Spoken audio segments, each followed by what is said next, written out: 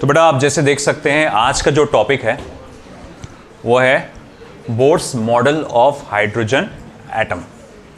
Very very important topic, the heart of this chapter मैं कह सकता हूं ये Bohr's model of hydrogen atom.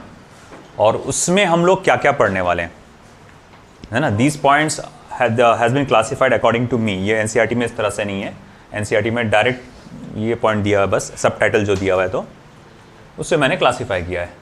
तो इस टॉपिक के अंदर जो आप चीज़ें पढ़ने वाले हैं, सबसे पहली चीज़ जो वो पढ़ने वाले हैं वो है drawbacks of Rutherford's atomic model, है ना। हमने पिछले सेशन में रदरफोर्ड का एटॉमिक मॉडल देखा था, है ना। गेगा एंड मार्सडेन ने एक एक्सपेरिमेंट परफॉर्म किए थे और उस एक्सपेरिमेंट के तहत एक रदरफोर्ड साहब ने जो नतीजा निकाले थे कि एटॉमिक स्ट्रक्चर कुछ ऐसा ऐसा होता होगा, मगर उसमें कुछ ड्रॉबैक्स निकल के आए, उसके बारे में हम स्टडी करेंगे।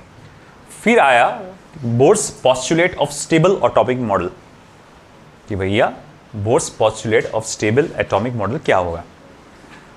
बाद में radius and energy of electron in nth Bohr orbit. Primarily मैंने यहां पर रेडियस और एनर्जी पे फोकस किया है, मगर हम लोग, है ना, हम लोग velocity, period, frequency, angular frequency, centripetal acceleration, ये सारी चीज़ें भी देखेंगे। और आखिर में है energy levels of electron in nth Bohr orbit. आई बस समझ में। तो ये सारी चीज़ें हम लोग एक एक करके थोड़ा सा सिस्टमैटिक वे में देखेंगे। Let's go for the first one, that is drawbacks of Rutherford's atomic model। Rutherford का जो एटॉमिक मॉडल है उसके क्या ड्रॉबैक्स है, हम उन चीज़ों को स्टडी करने वाले हैं। ओके, रदरफोर्ड के हिसाब से देखा यह गया था कि इलेक्ट्रॉन्स जो है सर्कुलर ऑर्बिट में रिवॉल्व करते हैं with nucleus at its centre, है ना, और वो सर्कुलर मोशन में गोल गोल घूमते रहते हैं। और जो नेसेसरी सेंट्रीपिटल फोर्स है वो इलेक्ट्रोस्टैटिक फोर्स ऑफ अट्रैक्शन उनको प्रोवाइड करता रहता है। ओके चलो मान लिया इस बात को, है ना। और इसका उन्होंने एग्जांपल दिया, देखो बिल्कुल जैसा कि प्लैनेटरी मोशन होता है, जैसे कि अर्थ रिवॉल्व करता है around the sun, just as a same thing, है ना, ये भी रिवॉल्व करता है। बट ऐसा है कि क्लासिकल थियोरी में हम लोग, क्लासिकल थ्योरी जो है पुरानी, जो 1900 से पहले की जो फिजिक्स होती है उसको हम लोग कहते हैं क्लासिकल फिजिक्स, और 1900 के बाद की जो फिजिक्स होती है उसे क्या कहा जाता है, मॉडर्न फिजिक्स, है ना। क्योंकि उसमें एक से एक नई बातें पता चली थी। और आज के, अब तुमने खुद देखा कि टेक्नोलॉजी कितनी खतरनाक लेवल पे डेवलप हुई है 1900 से लेकर, मतलब 20th सेंचुरी में अगर आप देखेंगे, है ना, बहुत ज़्यादा तेज़ी से बहुत कुछ डेवलप हुआ है ना। कहाँ हम लोग भाई, वहाँ पर एक बैलगाड़ी का ज़माना था, हार्डली कोई कार्स हुआ करती थी, और अब आज के वक्त 2024 124 साल के अंदर अगर आप देखेंगे, मतलब इतने सालों का जो इन्वेंशन हुआ होगा उससे काफ़ी ज़्यादा ट्रेमेंडस लेवल पे यहाँ पर साइंस ने, अपने टेक्नोलॉजी ने डेवलपमेंट किया है यहाँ पर। तो इसीलिए हम लोग मॉडर्न फिजिक्स इतना सारा है पढ़ने के लिए, उसके अंदर इतना कुछ है कि उसको उससे हट के थोड़ा सा सेपरेट करना ज़रूरी था। तो इसीलिए मॉडर्न फिजिक्स करके उसको कहा जाता है। तो हमने क्लासिकल थ्योरी, मतलब क्लासिकल फिजिक्स, पुरानी फिजिक्स में पढ़े थे, जब भी कोई ऑब्जेक्ट एक्सेलरेटेड मोशन में होता है तो वो लगातार क्या करता है, एनर्जी लिबरेट करता है ना। जैसे आपको शायद याद हो, मैंने इलेक्ट्रोमैग्नेटिक वेव्स चैप्टर पढ़ाया नहीं, उसके अंदर ये बात डिस्कस्ड है ना। तो खैर फिलहाल मैं अभी बता देता हूँ आपको ये चीज़ छोटा सा शॉर्ट में, कि जब भी कोई चीज़ एक्सेलरेटेड मोशन में होती है वो एनर्जी लिबरेट करती है। और ये ऐसा वैसा अजम्पशन नहीं है, ये प्रूवन बात है, साबित की हुई बात है ये, है ना। याद है मैंने आपको एक बात कहा था एक चीज़ को लेकर, कि आप अगर सफ़र में हो, भले ही आप बेहतरीन गाड़ी में ट्रैवल कर रहे हो, कंफर्टेबल गाड़ी है बहुत, आप अगर सफ़र में हैं फिर भी आपको थकावट फील होती है ना। क्यों ऐसा? तो भैया जब भी हम गाड़ी के अंदर ट्रैवल करते हैं, गाड़ी हमारी कॉन्स्टेंट एक्सेलरेटेड मोशन में, कभी रिटार्डेड मोशन में होती रहती है। तो इन दैट सिचुएशन, जब आप एक्सेलरेटेड मोशन में होते हैं, जब आप रिटार्डेड मोशन में होते हैं, है ना, आपकी बॉडी क्या करती है, एनर्जी लिबरेट करती है। It is doing some kind of work. आइए बस आइए। तो भैया आपकी जो बॉडी है कॉन्स्टेंटली कुछ ना कुछ टाइप ऑफ वर्क करते रहती है। एज अ रिजल्ट वो क्या करेगी, एनर्जी रिलीज करेगी। ध्यान दो बेटा, एज अ रिजल्ट वो क्या करती है, एनर्जी रिलीज करती है। सिमिलर टू दैट आपका इलेक्ट्रॉन जब सर्कुलर मोशन में होता है, एंड आपने स्टडी किया है इन सर्कुलर मोशन कि uniform circular motion is an accelerated motion. तो अब अगर यूनिफॉर्म सर्कुलर मोशन एक एक्सेलरेटेड मोशन है तो इलेक्ट्रॉन का भी मोशन कैसा हुआ, एक एक्सेलरेटेड मोशन हुआ। और वो क्या करेगा लगातार, फिर एनर्जी छोड़ते रहेगा। और अगर वो एनर्जी छोड़ते जाएगा तो उसकी पावर, उसकी जो ताकत है वो धीरे धीरे क्या हो जाएगी, कम होते जाएगी। और एक ऐसी सिचुएशन आना चाहिए, समझा, और एक ऐसी सिचुएशन आना चाहिए कि वो इलेक्ट्रॉन जो गोल गोल बड़ी ताकत से गोल गोल घूम रहा था, आखिर का वो थोड़ा सा कमजोर हो गया और न्यूक्लियस के अंदर हमारे वो इलेक्ट्रॉन जो है हमारा न्यूक्लियस के अंदर ऐसा स्पाइरल पाथ परफॉर्म करके गिर जाना चाहिए, ऐसा होना चाहिए था। मतलब atom could not be stable structure. जैसे कि अभी भाई बताओ, हमारा जो प्लैनेटरी सिस्टम है वो एक स्टेबल स्ट्रक्चर है। कभी आप देखते कि हम लोग बोले बहुत ज़्यादा दूर चले गए, बोले भैया हम दूसरे गैलेक्सी में घुस गए थे, हाँ हम बस सन को बस ऐसा छूकर वापस आए, ऐसा होता क्या? नहीं, वो जो ऑर्बिट है, वो जो स्टैंडर्ड ऑर्बिट है उसमें घूम रहे हैं हम लोग लगातार, तो वो एक स्टेबल स्ट्रक्चर है। तो भैया एटम यहाँ पर इस हिसाब से देखा जाए तो स्टेबल हो नहीं सकता, but it has been observe. देखो ये एनसीईआरटी की इस लाइन की वजह से बहुत बड़ा झगड़ा हो गया इस साल, है ना, ये इस साल को लिया ना। But atom is one of the most stable structure. अब मेरी नोट्स में भी वो पॉइंट लिखा हुआ है ना, ड्रॉबैक्स के अंदर लिखा हुआ है कि atom is one of the most stable structure, है ना। अब इनके भाई को जब याद था वो पॉइंट, जब मैं क्लास में पढ़ाया था कि ये एटम, आपने कहा था सर कि atom is one of the most stable structure, notes में भी लिखा हुआ है, एनसीईआरटी में भी लिखा हुआ है, ओल्ड एनसीईआरटी में, है ना। अकॉर्डिंग टू दैट काफ़ी लोगों ने उसको भाई कुछ तो उसके हिसाब से आंसर टिक किए, मगर फिर नई एनसीईआरटी को काफ़ी लोगों ने नहीं पढ़े होंगे, उसमें कुछ और था कि नहीं भैया atom is not unstable structure. हाँ, देखा जाए तो कंसेप्चुअली ये भी बात सही है। जैसे हाइयर एटम्स अगर देखा जाए, आप अगर ऐसे एटम्स देखते हैं जिनका एटॉमिक नंबर 80 से ज़्यादा है, जिसको अपन रेडियो एक्टिव एटम्स कहते हैं, दे आर नॉट स्टेबल, वो कंटिन्यूसली डिके करते रहते हैं, है ना। आप न्यूक्लियर चैप्टर जब आप पढ़ेंगे तो उसमें alpha decay, beta decay, gamma decay के बारे में पढ़ेंगे आप। तो वो अपने उसमें से क्या करते हैं, डीके करते रहते हैं अलग अलग टाइप के पार्टिकल्स को, जिसके वजह से उनकी स्टेबिलिटी मेंटेन नहीं रहती।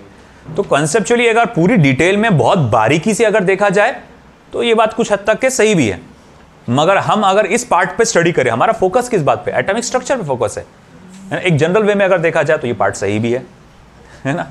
तो ये बहुत ही कंट्रोवर्शियल है। तो इस मैं तो बोलूँगा इस साल जो मार्क्स काटे गए, कई लोगों के जो 5 मार्क्स काटे गए वो बहुत गलत तरीके से काटे गए। वो सिर्फ वो 2 लेडीज़, कोई जज थे, 2 लेडीज़ वकील थे शायद से, उन्होंने पिटीशन फाइल किए थे कि नहीं इसके मार्क्स देना चाहिए, काटना चाहिए करके। उनके चक्कर में कई लाखों बच्चों के क्या हो गए, 5 मार्क चले गए। अब 5 एक मार्क से फर्क पड़ता है भैया यहाँ पे, है ना। क्या बोल रहे हैं, सबके नहीं, मतलब ज़्यादातर लोगों के कट गए। हाँ, जिसने मतलब ज़्यादातर लोगों, ऑफकोर्स ज़्यादातर लोग 80 to 90% लोग ओल्ड एनसीईआरटी फॉलो कर रहे थे, है ना, तो उनके मार्क्स तो कट गए। और भाई जो कुछ गिने चुने जो अब जो खास तौर से सीबीएसई बोर्ड वाले होंगे, क्योंकि सीबीएसई बोर्ड वाले अब क्या करते हैं, वो नई बुक जो है उसके अकॉर्डिंगली तैयारी करते होंगे, तो उनको नया उसके हिसाब से पढ़े होंगे उन्होंने कि भाई चेंजेस क्या क्या है। अपन क्या है, अपन कंसेप्ट पे ध्यान देते, अपन रेफरेंस बुक्स भी इस्तेमाल करते, क्योंकि अपने को सीबीएसई बोर्ड नहीं देना है ना। अपना स्टेट बोर्ड का थोड़ा सा लैंग्वेज अलग है, उसकी डेप्थ थोड़ी सी अलग है, इसकी डेप्थ थोड़ी ज़्यादा अलग है, इसकी दोनों में फ़र्क आता, थोड़ा थोड़ा फ़र्क आता, उसके अंदर डेप्थ को लेकर आता फ़र्क। किसी टॉपिक को कुछ उसमें ज़्यादा डिटेल में पढ़ाया गया है, किसी टॉपिक को ज़्यादा डिटेल में नहीं पढ़ाया गया। रदरफोर्ड को एनसीईआरटी में काफ़ी ज़्यादा डिटेल में पढ़ाया गया, स्टेट बोर्ड में इतना डिटेल में नहीं है। ऐसी कुछ चीज़ें जो है स्टेट बोर्ड में ज़्यादा डिटेल में है ना, वो एनसीईआरटी में डिटेल में नहीं है, तो वो चीज़ों में फ़र्क आ जाता है। तो खैर इस चीज़ को लेकर आया है, मगर अब नई एनसीईआरटी को फॉलो करना पड़ेगा। दो I am saying atom is one of the most stable structure, this thing is applicable only for state board है ना। तो भैया आपको ये पॉइंट समझ में आया, स्टेबल स्ट्रक्चर क्यों नहीं, वो भी बता दिया मैं, कि जो हायर एटम्स होते हैं, जो जिनका एटॉमिक नंबर 80 से ज़्यादा होता है, वो अनस्टेबल होते हैं, वो कंटिन्यूसली डिके करते रहते हैं। तो ठीक है, होना ये चाहिए था कि इलेक्ट्रॉन ने, है ना, अपना क्या करना चाहिए था, ऑर्बिट कम करना चाहिए था, आके न्यूक्लियस में मर्ज हो जाना चाहिए था, मगर ऐसा कुछ देखा नहीं गया, है ना। इलेक्ट्रॉन्स, एटम में जो इलेक्ट्रॉन्स होते हैं वो अपनी ऑर्बिट मेंटेन रखते हैं, ये पहला ये प्रॉब्लम था। जब रदरफोर्ड साहब से ये सवाल किया गया तो इस चीज़ का जो जवाब ठीक तरीके से नहीं दे पाए थे। आया पॉइंट समझ में? अब दूसरा पॉइंट क्या था यहां पर लेकर, देखो आपने देखा जैसे जब स्पेक्ट्रल लाइंस का खोज हो चुका था, आपको याद होगा बाल्मर सीरीज हम लोग ने स्टडी किए थे, है ना, जिसमें विजिबल स्पेक्ट्रम के बारे में, फिर और भी अलग अलग सीरीज के बारे में खोज हुई थी, Lyman series, Paschen series, Brackett series, Pfund series, अलग अलग सीरीज की स्टडीज चालू हो चुकी थी। अब हुआ ये बेटा यहां पर कि देखा ये गया कि हर एलिमेंट का अपना स्पेसिफिक एक एनर्जी का फ्रीक्वेंसी का पैटर्न होता है, लाइन का एक पैटर्न होता है जिसको अपन क्या कहते हैं, स्पेक्ट्रल लाइंस। अगर रदरफोर्ड की थियरी को मान के चले अपन, अगर रदरफोर्ड की थियरी को अगर हम मान के चलते हैं, तो उन्होंने ये कहा था कि ऐसा ऐसा होता है, तो साइंटिस्ट लोगों ने सवाल उठाए कि ये तो स्टेबल रह नहीं सकता, इसमें इलेक्ट्रॉन ऐसा आएगा तेजी से और फिर बाद में आके न्यूक्लियस में मर्ज हो जाएगा, है ना। और जब वो न्यूक्लियस में मर्ज होगा, तुम देखो, तुमने नोटिस किया होगा पानी में भंव रहा था, एक कोई तिनका पत्ता वत्ता अगर कुछ अपन डालते हैं उसके अंदर, तो वो पहले ऐसा घूमता गोल, है ना, जब बीच बीच में आता, तुमने नोटिस किया होगा जब वो बीच में आता उसकी स्पीड बढ़ जाती, यानी फ्रीक्वेंसी ऑफ रोटेशन, यानी अगर वो 1 सेकंड में सिर्फ मुश्किल से आधा राउंड मार रहा होगा, जैसे जैसे वो करीब आता उसके 1 सेकंड में नंबर ऑफ राउंड्स जो है वो बढ़ जाते हैं। जब सेंटर आता 1 सेकंड में तो 10 बार राउंड मार लेता फिर वो बाद में। मतलब क्या होता है कि जब इस तरह का अरेंजमेंट होता है तो इलेक्ट्रॉन क्या होगा, अपनी स्टेबिलिटी को लूज करता है, और इस सिचुएशन में क्या होगा, उसकी फ्रीक्वेंसी बढ़ते जाएगी, और अगर वो फ्रीक्वेंसी बढ़ रही है उसकी, और E = h लूँ, तो energy is directly proportional to what, frequency, है ना। अगर energy is directly proportional to frequency, तो यहां पर जो इलेक्ट्रॉन में से जो रेडिएशंस बाहर निकलना चाहिए थे, यानी जो एनर्जी बाहर निकलना चाहिए थी, वो कंटिन्यूअस, वर्ड याद रखो, कंटिन्यूअस इंक्रीजिंग फ्रीक्वेंसी की निकलना चाहिए थी। मतलब आपको क्या मिलना चाहिए था, कंटिन्यूअस स्पेक्ट्रम मिलना चाहिए था। स्पेक्ट्रम कैसे मिलना चाहिए था, कंटिन्यूअस स्पेक्ट्रम। मगर देखा गया कि यहां पर कोई कंटिन्यूअस स्पेक्ट्रम मिलता है क्या, नहीं, आपको सिर्फ स्पेसिफिक वेवलेंथ, स्पेसिफिक फ्रीक्वेंसी की ही रेडिएशंस मिलती है, जिसको अपन क्या बोलते हैं, लाइन स्पेक्ट्रम, है ना। हमको लगातार सारी फ्रीक्वेंसीज मिलते क्या, नहीं, हमको सिर्फ ये वेवलेंथ मिली, वो मिले, ये मिली, ये मिली, ऐसा सिर्फ एक specific values of wavelength and frequencies मिलती है। तो what we obtain is a spectral lines, not a continuous spectrum. तो ये दो चीजें मेन जो रदरफोर्ड से पूछी गई कि ये कैसा, रदरफोर्ड साहब को इसका जवाब देके नहीं आया था। That's why they are considered as the drawbacks, disadvantages of Rutherford's atomic model, है ना। हाँ, वो बाद में उनके एसोसिएट जो थे, नील बोर, जो उनके साथ स्टडी कर रहे थे, काफी चीजों में रिसर्च में उनके साथ थे, उनके सबऑर्डिनेट कह सकते हैं उनको, कुछ कुछ जगह पे ऐसा मेंशन किया है कि वो उनके स्टूडेंट थे करके, ऐसा कुछ जगह पे मैंने सुना है, पढ़ा नहीं है, मैंने सुना है कि भैया कुछ प्रोफेसर्स ने कहा है कि वो उनके स्टूडेंट है, कुछ प्रोफेसर्स ने कहा है कि उनके साथ एसोसिएट है, जो साथ में कोई असिस्टेंट्स करके कोई आप रिसर्च करते हैं उस चीज़ को, किसी कुछ लोगों ने वो कहा है। तो बाद में उन्होंने बताया इन सारी चीज़ों का रीज़न कि भैया ऐसा ऐसा क्यों नहीं है, ऐसा क्यों है। जो रदरफोर्ड साहब बोल रहे हैं, वो मानते थे कि रदरफोर्ड साहब जो बोल रहे हैं बिल्कुल सही बोल रहे हैं, उसमें कोई गलत बात नहीं है, वो सारी बातें बिल्कुल सही है।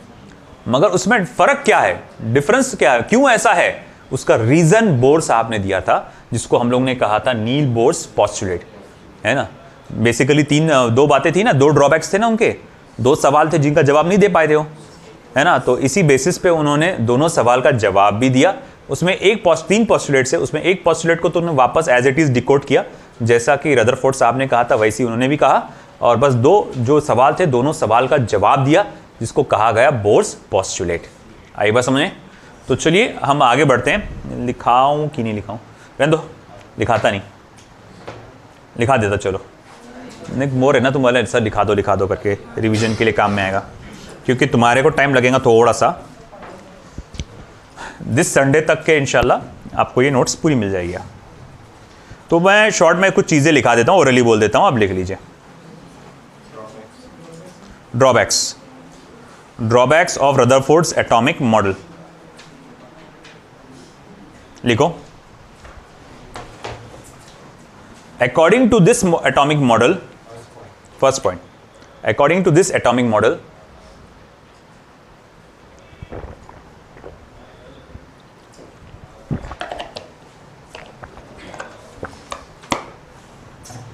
electron revolves in circular orbit. Electron revolves around in circular orbit under the influence of electrostatic force, under the influence of electrostatic force from nucleus, electrostatic force from nucleus, full stop. According to classical theory, उसी का sentence में आगे continue करना है, उसी में point में. According to classical theory, every accelerated motion, according to classical theory, every accelerated motion radiates energy. According to classical theory, every accelerated motion radiates energy.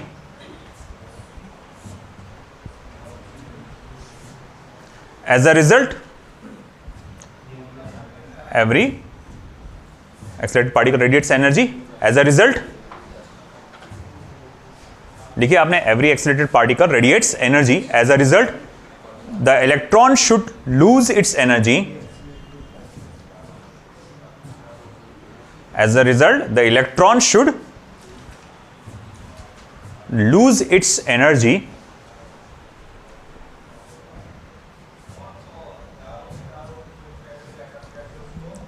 and fall down in nucleus, and fall down in nucleus, and fall down in nucleus, performing spiral path, and fall down in nucleus performing spiral path. But nothing as such is observed. But nothing as such is observed. But nothing as such is observed. Full stop. मगर ऐसा कुछ देखा नहीं गया. अब second point लिखो.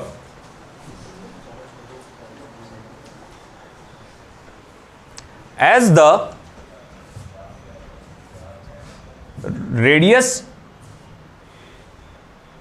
goes on continuously decreasing, as the radius goes on continuously decreasing, the frequency of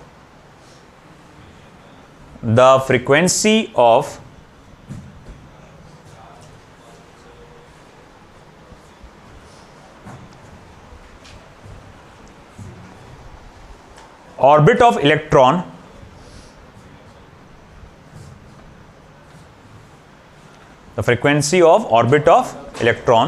and emitted radiation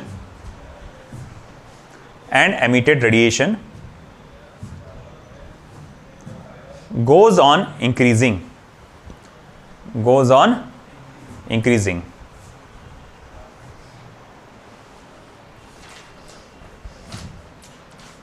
As a result of which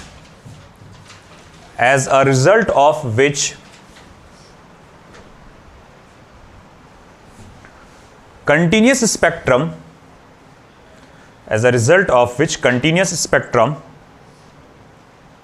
of increasing frequencies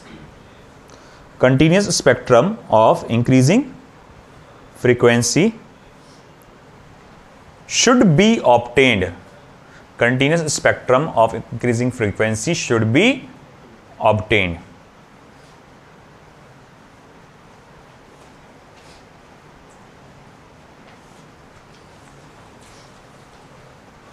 But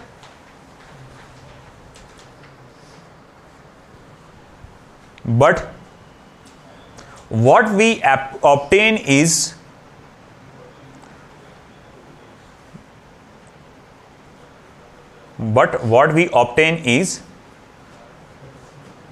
radiation of specific wavelength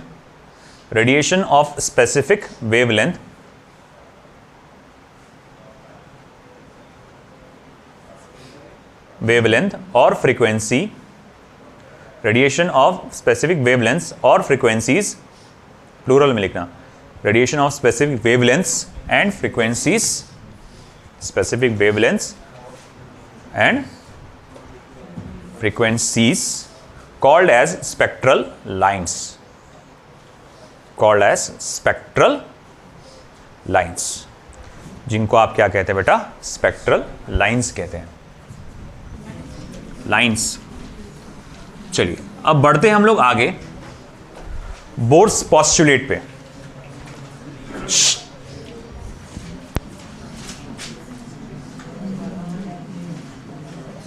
चलिए इधर ध्यान दीजिए बेटा, Bohr's postulate second topic, second sub topic of stable atomic model. तो Bohr's postulate of stable atomic model, तो उन्होंने 3 postulate दिए थे। नंबर 1, ये पार्ट बहुत ज़्यादा इंपॉर्टेंट है for every examination. Board exam में भी आप मान के चलो मोर देन 90% चांस कि ये तुम्हारे एग्जाम में आएगा, है ना। नीट में भी इस पर कोई ना कोई इस पर बेस्ड सवाल तुमसे पूछेगा, बहुत ज़्यादा चांसेस, तो उसको बहुत अच्छे से ध्यान देना। तो भाई बोर्स पॉस्टुलेट, पहला पॉस्टुलेट क्या था, वो एज इट इज़ जो बात थी वही कहा उन्होंने कि electron revolves around the nucleus in circular orbit and the necessary centripetal force is provided by आपके electrostatic force of attraction between the electron and the nucleus of any atom. अब जैसे हाइड्रोजन एटम को लेकर उन्होंने कहा था, तो hydrogen atom, तो हम लोग देखेंगे यहाँ पे कि according to first postulate,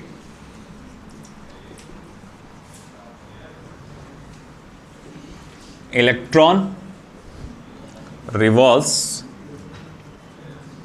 in circular orbit around nucleus. Electron revolves in circular orbit around nucleus, in which necessary centripetal force around nucleus, in which necessary centripetal force is provided,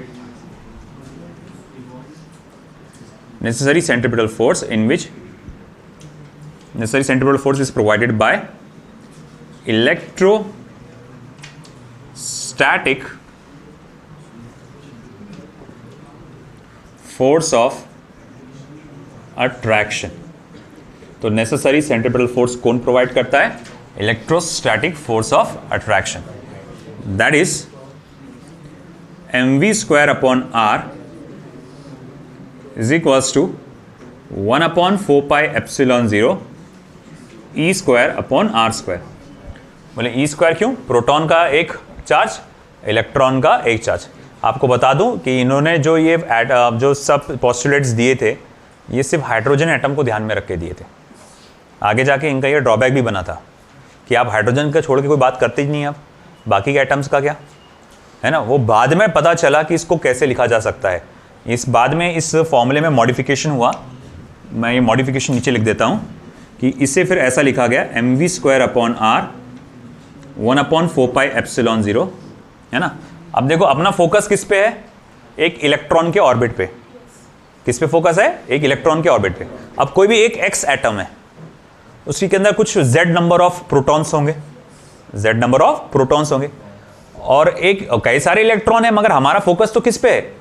एक electron पे है ना। हम बात किसकी करें? एक electron की बात करें, है ना। क्या लिखा है यहाँ पर कि भाई यहाँ पर किसी भी जैसे एक पोस्टुलेट ऑफ इलेक्ट्रॉन एक electron revolves around according first, हाँ, an electron revolves around in circular orbit around the nucleus in which necessary centripetal force is provided by electrostatic force of attraction। मतलब बात चली कि एक इलेक्ट्रॉन न्यूक्लियस के अतराफ जो गोल गोल घूमता है, तो वो कैसे घूमता है कि भैया उसको जो नेसेसरी सेंट्रिपेटल फोर्स है वो कौन प्रोवाइड करता है? Electrostatic force of attraction. मतलब बात चली है घूमने वाले एक इलेक्ट्रॉन और जो न्यूक्लियस में मौजूद है पॉजिटिव चार्ज। अगर एक प्रोटॉन मौजूद होगा, तो हाइड्रोजन के एटम में एक ही प्रोटॉन होता है ना, तो वो E/E। अब अगर मैं मान के चलूं मेरे पास कोई x एटम करके है ना, उसमें बहुत सारे प्रोटॉन्स हैं, अरे भाई ध्यान दो इधर, उसमें बहुत सारे प्रोटॉन्स हैं, नंबर ऑफ प्रोटॉन्स कितना है Z, तो इसका टोटल चार्ज कितना हो गया बेटा Ze। और अब मैं कहूंगा उसके अतराफ एक इलेक्ट्रॉन गोल गोल गोल गोल घूम रहा है, इसका चार्ज कितना हो गया E। अब मैं बोलूंगा चलो इन दोनों के बीच के अंदर फोर्स ऑफ अट्रैक्शन क्या आएगा, तो 1/4πε0 है ना, E मल्टीप्लाई बाय Ze। तो कुल मिला के फिर क्या हो जाएगा वो Ze² upon R², Ze² upon R²। तो यहां मैं लिख देता हूं for any other atom with atomic number Z। मैं एक बात बता दूं, मैं गौर से एक बात बता दूं, सुन लो मेरी बात, बहुत इंपॉर्टेंट बात सुन लो। तुम्हारे बोर्ड एग्जाम में ये वाला लाइन मत लिखना, बोर्ड एग्जाम में ये वाला लाइन मत लिखना। तुम इतिहास के साथ चलो, बात किसकी कर रहे तुम, नील बोर ने क्या पॉस्टुलेट दिया है ना, ये बाद की बात है ये, मगर मैं इसको बोला बाद में इसमें मॉडिफिकेशन हुआ, तो मॉडिफिकेशन के बाद ये फॉर्मूला बना। आपको मॉडिफाइड फॉर्मूला पूछा गया नहीं, पुरानी बात लिख के रखो कि ये नहीं लिखना है भाई एग्जाम में, नहीं तो लिख के रख देंगे गलती से वहां पे बोर्ड एग्जाम में, ठीक है ना, समझ आया ना बात। तो भैया ये सिर्फ कैलकुलेशन बेसिस के लिए, नीट के बेसिस के लिए बता रहा हूं मैं आपको।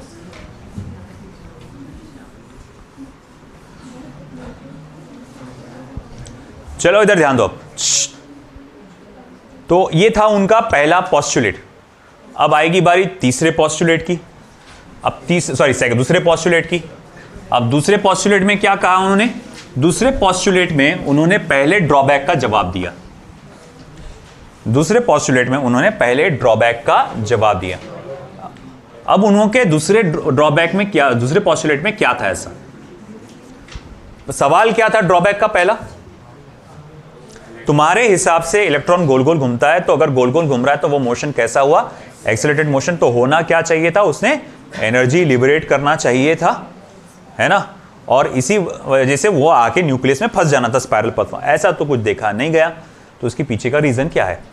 तो नील बोर साहब का यह मानना था, सुन लो मेरी बात अच्छे से, कि ऐसा पॉसिबल है कोई चीज अगर सर्कुलर ऑर्बिट में है, कोई चीज या खास तौर से इलेक्ट्रॉन अगर सर्कुलर ऑर्बिट में है तो वो बिना एनर्जी रेडिएट करे गोल गोल घूम सकती है, बिना एनर्जी रेडिएट करे वो गोल गोल घूम सकती है, अगर उसका angular momentum integral multiple of h/2π के बराबर है। तो अगर ऐसा कुछ होता है तो वो कोई भी इलेक्ट्रॉन सर्कुलर ऑर्बिट में विदाउट रेडिएटिंग एनर्जी गोल गोल घूम सकता है। मैं आपको लिख कर देता हूं पहले, ये बाद में उसको और डिटेल में बताता हूं। An electron can revolve around the nucleus, an electron can revolve around the nucleus in circular orbit, without radiating any energy if its angular momentum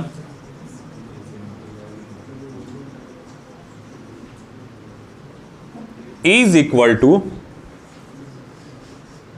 integral multiple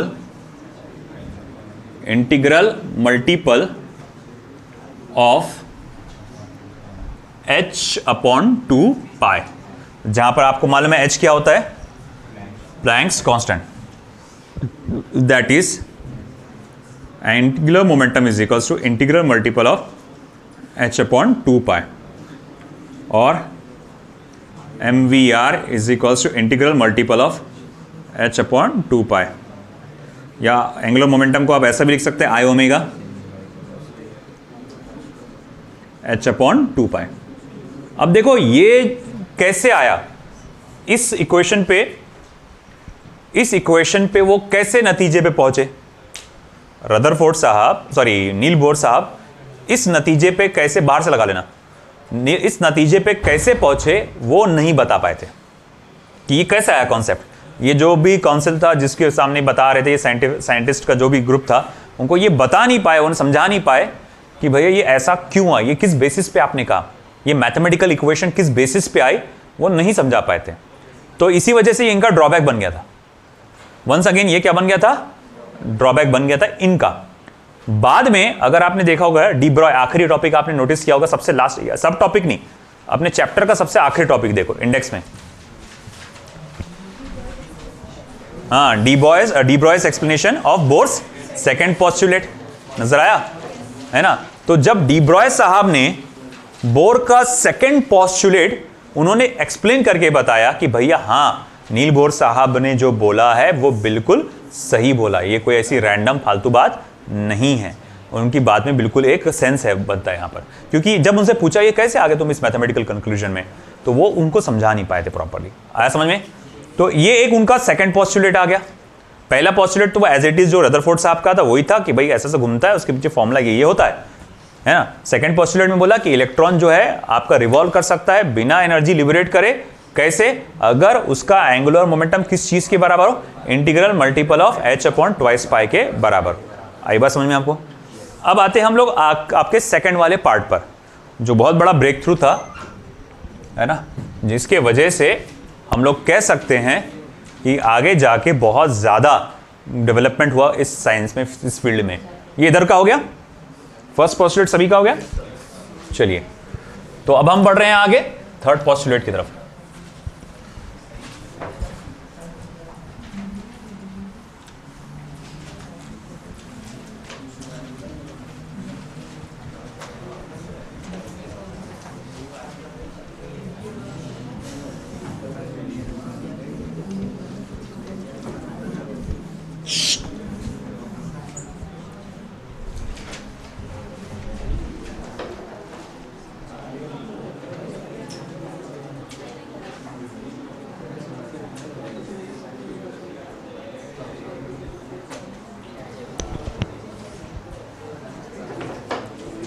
चलिए इधर ध्यान दीजिए, अब बात करते हैं हम लोग थर्ड पोस्टुलेट की।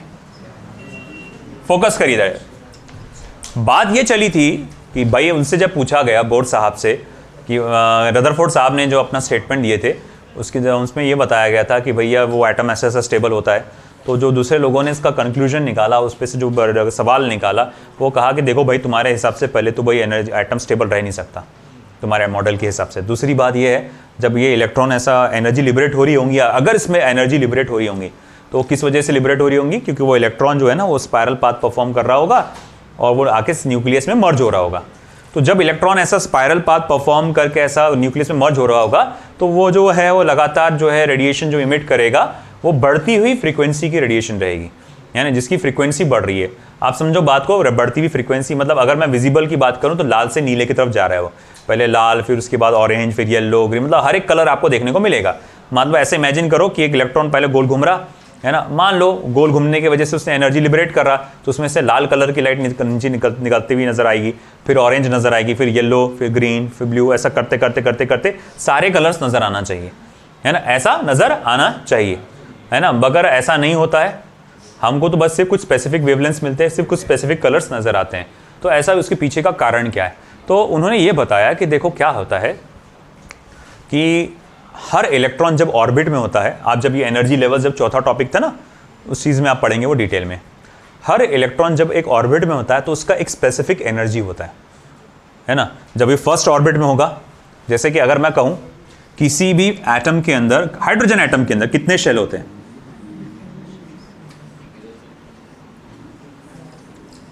है ना, किसी भी एटम के अंदर अगर मैं हाइड्रोजन एटम की भी बात करता हूं तो उसमें सवाल उठा कितने शेल होते हैं, बता सकते हैं कि 3 बोलेंगे, मैं 3 बनाया तो इनफाइनाइट शेल्स होते हैं। शेल्स बोले तो जगह ऑर्बिट में क्या हो सकता है वो, है ना। अब अगर मैं रोज कहूं कि मान लो एक ओपन ग्राउंड है ना, ओपन ग्राउंड में अपन मान लो कि यहाँ पर अपन कुछ एक लेक्चर्स अरेंज कर रहे हैं, वो ग्राउंड की कोई लिमिट ही नहीं है, आप जितने रोज चाहे उतने रोज बना सकते हो, है ना। अब डिपेंडिंग अपन मान लो कि भाई एक नेताजी यहाँ पर मान लो भाई चाहे ऐसा नेता आया, है ना, भाई मेरे लिए आप वोट दीजिए। ये मैंने भाई वोट के लिए भाई मैंने क्या करा, एक पूरा सभा मैंने बोला, एक बहुत बड़ा ग्राउंड मैंने बुक किया, इतना जिसकी कोई लिमिट नहीं है, ऐसा बड़ा ग्राउंड मैंने इमेजिन कर लिया, भाई लाखों लोग आएंगे मेरी अब बात सुनने के लिए, तो मैंने ये इमेजिन कर लिया, है ना। मगर मेरी बात सुनने के लिए सिर्फ मुश्तबा आया है ना। अब ऐसा उसको खाली जगह है ना, वो चाहे तो भैया फर्स्ट रो में बैठ सकता, सेकंड रो में बैठ सकता, थर्ड रो में बैठ सकता, फोर्थ रो में, है ना, वो कहीं भी जंप कर सकता ना, है कि नहीं। अब तो भैया वैसे ही मामला है यहाँ पे कि यहाँ पर जो शेल्स है वो तो इनफाइनाइट है ना। अब डिपेंडिंग आपका वो जो हाइड्रोजन का एक इलेक्ट्रॉन है वो कहीं पे भी हो सकता है, वो फर्स्ट ऑर्बिट में हो सकता है, सेकंड ऑर्बिट, सेकंड शेल में हो सकता है, फर्स्ट शेल में, सेकंड शेल में, थर्ड शेल में, कहीं भी हो सकता है। मान लो फिलहाल थोड़ी देर के लिए मैं थर्ड शेल में ले लेता हूं उसको, और वो यहां पर गोल गोल गोल गोल गोल गोल गोल गोल घूम रहा है ना, और ये इस तरह से गोल गोल गोल गोल घूम रहा है यहां पे। अब ऐसा है कि जब भैया जैसे जैसे आप आउटर शेल में जाते हैं तो आपकी टोटल एनर्जी लेवल जो है वो बढ़ते चले जाती है। जैसे जैसे आउटर लेवल शेल में जाते हैं आपकी टोटल एनर्जी लेवल बढ़ते जाती है। आप खुद देखो ना, जैसे कि अगर कोई स्टूडेंट यहां सामने की रो में बैठा है, वो थोड़ा तमीज में बैठता है ना, और जैसे जैसे वो आउटर ऑर्बिट में जाता है ना, अब उसमें बेचैनी चालू हो जाती है। अब देखो मुझे है ना, कभी भी बोलना खामोश बैठो, ध्यान दो, वो कहाँ बोलना पड़ता है, वो उधर के एरिया में बोलना पड़ता है ना, क्योंकि जैसे जैसे आउटर ऑर्बिट में जाएंगे मेरी रीच से, पहुंच से क्या हो जा रहा, दूर है। तो आप लोग ज्यादा एक्साइटेड स्टेट में आ जाते है ना, थोड़ा सा एक्साइटेड स्टेट, बातें भी चलेंगी, ये भी चलेगा, वो भी चलेगा, है ना, कबूतर कौन सी बिरादरी का है वो भी डिस्कस हो जाएगा है ना। कोई भाई हो सकता है मोबाइल के अंदर बोले एक काम कर, तू मुझे ये ट्रांसफर कर, मत देखो वो ट्रांसफर करता, 50 रुपए मिलेंगे अपने को, तो वो तक के चलता है। हाँ, कोई मैच भी देख लेता है ना, इसने देखा होगा जरूर। चलो भाई क्या क्या है ना। अरे एक तो कमाल की बात हो गई, एक दिन ऐसा है ना, जस्ट ऐसी लेक्चर ले रहा, अब मुझे टिंग करके मेरे को अचानक से साउंड आया।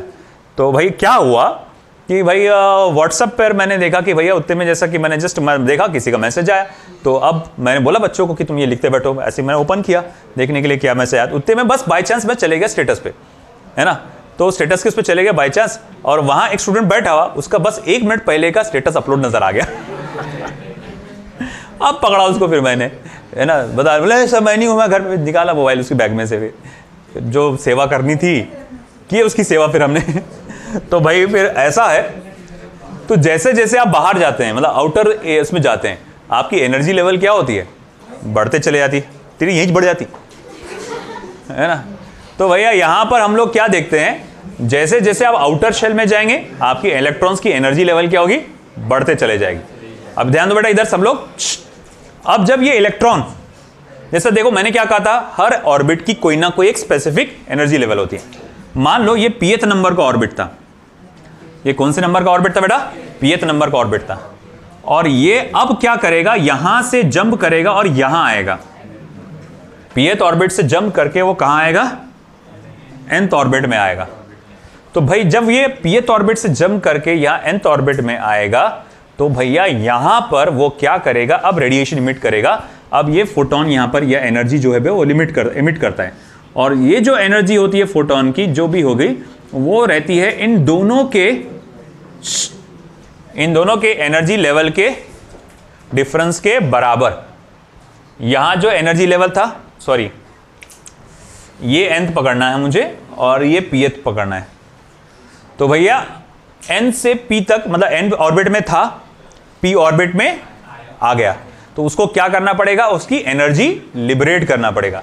अब क्योंकि देखो ये दोनों गैप की एक एनर्जी स्पेसिफिक थी, एक स्पेसिफिक एनर्जी, इतनी इतनी एनर्जी है इसमें, इतनी इतनी एनर्जी है ना। मान लो for example 10 electron volt, imagine कर लो, मैं बोल रहा वैल्यूज अलग अलग है, मैं इमेजिन करने को बोल रहा, ये 10 इलेक्ट्रॉन वोल्ट, यहां पर 6 इलेक्ट्रॉन वोल्ट, तो जब ये यहां से यहां जंप करेगा तो उसको क्या करना पड़ेगा, 4 इलेक्ट्रॉन वोल्ट की एनर्जी को क्या करना पड़ेगा, लिबरेट करना पड़ेगा। आया समझ में आपको। तो इस तरह से फिर वो लिबरेट करता है, वो जो एनर्जी लिबरेट होती है, it is equivalent to the gap of energy levels. अब क्योंकि ये फिक्स वैल्यूज थी एनर्जी की, तो एनर्जी डिफरेंस भी जो होगा वो कैसा होगा, फिक्स वैल्यू का होगा, है कि नहीं। तो अगर एनर्जी डिफरेंस फिक्स वैल्यू का होगा तो फ्रीक्वेंसी भी is equals to h nu, है ना। तो h तो प्लैंक्स कांस्टेंट है, वो तो पैदा ही कांस्टेंट हुआ था, अब बचा कौन, नु, है ना। अब आप बोल रहे एनर्जी फिक्स वैल्यू की, तो नु यानी कि फ्रीक्वेंसी भी क्या होगी, फिक्स वैल्यू की। तो इसीलिए यहां पर फिक्स वैल्यू की फ्रीक्वेंसीज बाहर निकलती है ना, क्योंकि वहां पर इलेक्ट्रॉन्स जो है एक पर्टिकुलर स्पेसिफिक ऑर्बिट से, है ना, आउटर ऑर्बिट से इनर ऑर्बिट में जंप करते हैं। वहीं एक बात समझ में ये भी आती है कि इलेक्ट्रॉन को अगर आप एनर्जी देते हैं तो वो इनर ऑर्बिट से कहां जाएगा, आउटर ऑर्बिट में जाएगा, है ना, आउटर ऑर्बिट से इनर ऑर्बिट में जंप करा तो एनर्जी लिबरेट कर रहा है, और जब आपको एनर्जी देते हैं तो वो इनर ऑर्बिट से आउटर ऑर्बिट में जाएगा। जैसे मान लो कि यहाँ की क्या एनर्जी थी, 6 इलेक्ट्रॉन वोल्ट, अब मैंने इसको 4 इलेक्ट्रॉन वोल्ट की एनर्जी दे दिया, तो अब वो कहाँ चले जाएगा, nth ऑर्बिट में चला जाएगा, है कि नहीं। तो एनर्जी देने पे बाहर आउटर ऑर्बिट में जाता है, एनर्जी निकलने पे वो कहाँ आता है, इनर ऑर्बिट में आता है। आई बात समझ में आपको। तो इस चीज का सहारा लेते हुए आपका बोर का तीसरा पोस्टुलेट हमारे सामने आया फिर। तो what is the third postulate of Niels Bohr?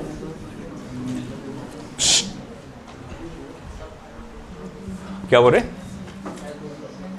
अब रुक जा, 5 मिनट की बात है। When an electron jumps from, बेटा इधर ध्यान दो ना यार, तुम लोग प्यार से बोल रहा, समझ लो प्लीज, नहीं तो फिर मेरे को जबरदस्ती हाथ चलाना पड़ेगा तुम पे। When an electron jumps from any outer orbit, outer nth orbit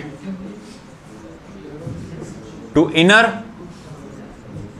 pth orbit, जब कोई इलेक्ट्रॉन बाहर के किसी nth ऑर्बिट से अंदर के किसी pth ऑर्बिट पे जंप करते हैं, it emits radiation of specific energy equivalent to the difference between those energy levels, equivalent to difference between those energy levels. Hence radiation of specific frequency, which can be given as, जिसको आप इस तरह से लिख सकते हैं, E is equals to En minus EP, और H nu is equals to En minus EP, है ना। E is equals to En minus EP, जो कि एनर्जी लिबरेट हुई होंगी वो है, और या फिर H nu is equals to En minus EP।